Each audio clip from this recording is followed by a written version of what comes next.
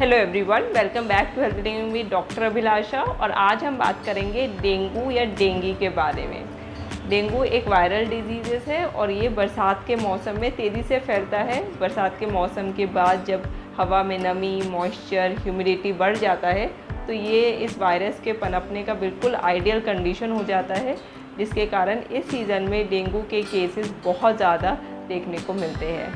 तो आज इस वीडियो में हम यही जानेंगे कि डेंगू कैसे फैलता है, इसके क्या क्या लक्षण हैं, अगर आपको हो गया है तो आपको इससे कैसे डील करना है और साथ ही इसके ट्रीटमेंट के क्या क्या ऑप्शंस अवेलेबल हैं। तो चलिए वीडियो स्टार्ट करते हैं।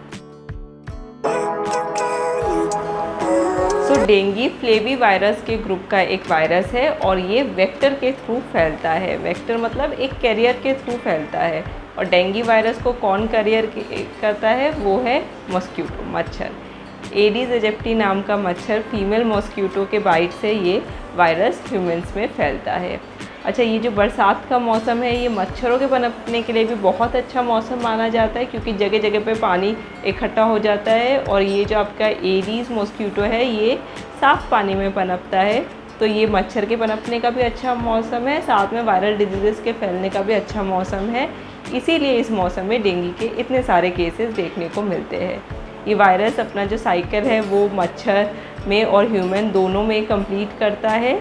तो इसमें क्या होता है कि जब भी एक इन्फेक्टेड इंसान को ये मच्छर काटता है और उसके खून से वायरस मच्छर के अंदर आ जाता है और ये मच्छर जब दूसरे हेल्दी इंसान को काटता है तो उसके खून में ये वायरस को छोड़ देता है और जिसको इसने काटा है उसको फिर डेंगू की बीमारी हो जाती है। आपने देखा होगा कि डेंगू वायरस जब होता है या डेंगू का बुखार जब होता है वो पूरे मोहल्ले में, पूरी कॉलोनी में फैल जाता है। एक को होता है तो वो पूरी कॉलोनी में फैल जाता है। अच्छा, ये कोरोना वायरस की तरह छूने से या साथ खाने से, हाथ मिलाने से नहीं फैलता, सिर्फ मच्छर के काटने से ही फैलता है। और क्योंकि मच्छर एक कॉलोनी में पूरा अच्छे से घूमता रहता है तो वो सबको वायरल डिजीज़ेस देता रहता है। इसके लक्षणों की बात करें तो सबसे पहला लक्षण है कि बहुत तेज़ बुखार आता है, हाई फीवर रहता है इसमें, साथ ही साथ सर में दर्द होना, रेट्रो ऑर्बिटल पेन मतलब आँखों के पीछे दर्द होना, शरीर में दर्द होना, रेस्टलेसनेस लगना, वीकनेस लगना, जॉइंट्स में पेन होना, साथ में कई लोग इसके साथ उल्टी या फिर दस्त होना भी होता है और उसके साथ जी मचलाना या खाने का मन नहीं करना, ये सारे लक्षण होते हैं। कई लोगों में इसमें स्किन रैशेस भी पड़ जाते हैं और साथ में ब्लीडिंग भी डिफरेंट जगह से होने लगती है। तो ये कुछ लक्षण थे डेंगू के। अब आपको डॉक्टर को कब दिखाना है? अगर आपका तेज़ बुखार रहता है 2 दिन तक और बुखार कम नहीं हो रहा पैरासीटामोल या कोई भी दवाई लेने के बाद, तब आपको डॉक्टर को दिखाना है। डॉक्टर को दिखाने के बाद आपके लक्षणों को सुनकर डॉक्टर आपका ब्लड टेस्ट करेंगे, जिससे कि ये कंफर्म होगा कि आपको डेंगू है या नहीं है। चलिए अब डेंगू के स्टेजेस की बात करते हैं। तो इसके 3 स्टेजेस होते हैं: फेब्राइल स्टेज, क्रिटिकल स्टेज और रिकवरी स्टेज या phase. Febrile phase, critical phase या रिकवरी फेज़। फेब्राइल फेज़ में क्या होता है कि मच्छर काटने के 2 से 7 दिन के बाद आप में सिम्टम्स आने लगते हैं। लक्षण जो पहले बताए वही सारे, कि तेज़ बुखार आना, सर में दर्द होना, आँखों के पीछे दर्द होना और उसके साथ साथ स्किन में रैशेस भी आने लगते हैं। अच्छे स्किन के रैशेस कई लोगों को लाल आते हैं, कई लोगों को छोटे छोटे सफ़ेद दाने आते हैं जिसको वाइट आइलैंड इन रेड सी भी कहते हैं। और भी कई तरीके, कई लोगों को रैशेस ज़्यादा नहीं आते, खुजली ज़्यादा रहती है। कई लोगों को सिर्फ फ्लशिंग होती है कि पूरा शरीर लाल हो जाता है, फेस लाल हो जाता है। तो ऐसे डिफरेंट तरह के उसके मैनिफेस्टेशंस होते हैं। साथ में बुखार रहता है। बुखार भी बाईफेजिक होता है, कभी तेज़ हो जाता है, जैसे एक दिन आपका 102, 103 तक बुखार जा सकता है, फिर अगले दिन वो बुखार 98, 99 पे आके रुक जाता है, फिर से बुखार चढ़ता है। तो ऐसे फेजेस में बुखार आता है और साथ में स्किन रैशेस आते हैं। इसका ट्रीटमेंट यही है कि आपको घर में रह के जो भी बुखार कम करने की दवाइयाँ है, पैरासीटामोल या और भी जो आपके डॉक्टर्स देते हैं उनको लेना है। एंटीबायोटिक दवाई नहीं लेनी है, क्योंकि ये एक वायरल डिजीज़ है, एंटीबायोटिक डिजीज़ नहीं है, तो खुद से एंटीबायोटिक नहीं लेना है। इसके बाद क्या होता है कि ज़्यादातर लोग ठीक हो जाते हैं, लेकिन जो लोग ठीक नहीं होते वो लोग पहुंच जाते हैं क्रिटिकल फेज़ में। ये क्रिटिकल फेज़ ही, जैसे कि नाम ही बता रहा है क्रिटिकल, ये सबसे ज़्यादा डेंजरस फेज़ है और इसमें आपको थोड़ा सा ध्यान रखना पड़ेगा।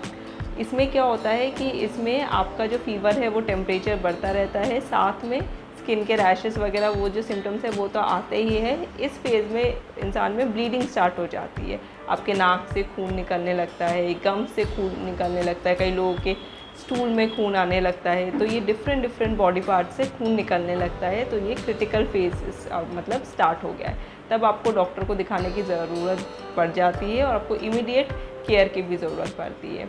इस फेज़ में क्या होता है कि कैपिलरी लीकेज हो जाता है, मतलब आपके खून की धमनियों से पानी निकलकर ब्लड में आ जाता है।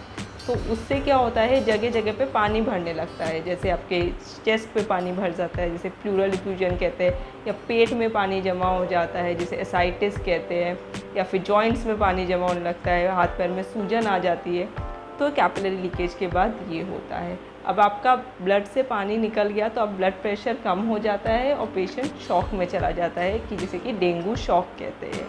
उससे क्या होता है कि आपके जो, क्योंकि ब्लड का प्रेशर कम हो गया है, तो जो भी आपके इम्पॉर्टेंट ऑर्गन्स है उनको खून नहीं जाता, तो उससे मल्टी ऑर्गन फेलियर होने लगता है।